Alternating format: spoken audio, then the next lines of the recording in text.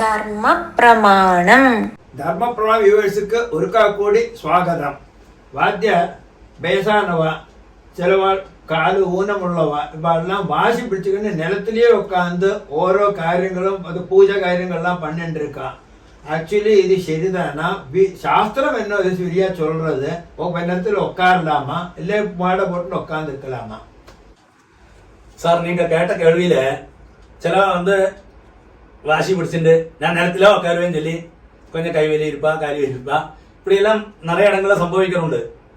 ஒரு காரியம் எப்பவுமே தெரிஞ்சுக்கிட்டது, நம்ம ஆரோக்கியத்தை எப்பவுமே பார்த்துக்கணும். அதை விட்டுட்டு ஒரு கர்மாக்கும் சாஸ்திரம் சொல்லவே செய்யாது.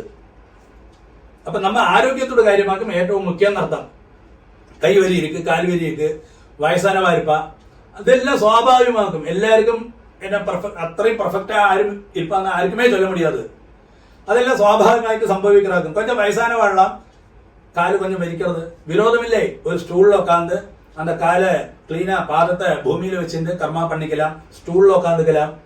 இப்ப நம்மளே தர்மசாஸ்திரம் கொஸ்டின் ஆன்சர் ஸ்டூல்லேயே உட்காந்துக்கோ.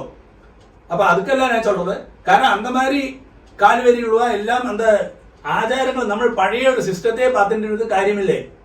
അപ്പൊ ഇന്നത്തെ அந்த ഫുഡോട് அந்த കൾച്ചറും എല്ലാം സൊസൈറ്റിയോട് കൾച്ചറും എല്ലാം മാറുന്നതുകൊണ്ടും നമ്മൾക്ക് ശരീരത്തില് അതൊരു ചിന്നൊരു ബുദ്ധിമുട്ട് ഇരിക്കും എല്ലാവർക്കും. അത് കാലുവലി വെറുതെ കൈവലി വെറുതെ എല്ലാം സ്വാഭാവികം, എല്ലാം സാധാരണ കാഷ്വലി എല്ലാവർക്കും വരപ്പെട്ടാകും. അപ്പടിയുള്ള വാശി പിടിക്കാക്കി ഒരു സ്റ്റൂളിൽ ഉட்காந்து ചെയറിൽ உட்காந்து அந்த கர்மாவை ஆத்மார்த்தோடு கான்சன்ட்ரேஷனோடு பண்ணணும்னாக்கும் அதோட விதி.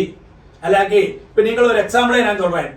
இப்போ நீங்க பாத்தீங்கன்னா தெரியும், சில சங்கராச்சாரிய பரம்பரையில உள்ளவாளே ஒரு ചെയർ போட்டுனா உட்காந்துப்பா சில இடங்கள்ல சில சந்தர்ப்பங்கள்ல.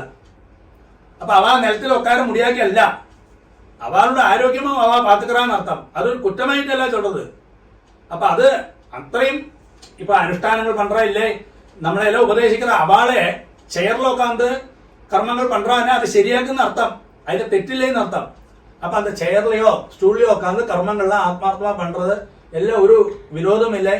അതെല്ലാം അടിസ്ഥാനപരമായിട്ട് അത് ശരിயான കാര്യം താൻ, അതുതാൻ അതോട് ആചാരം.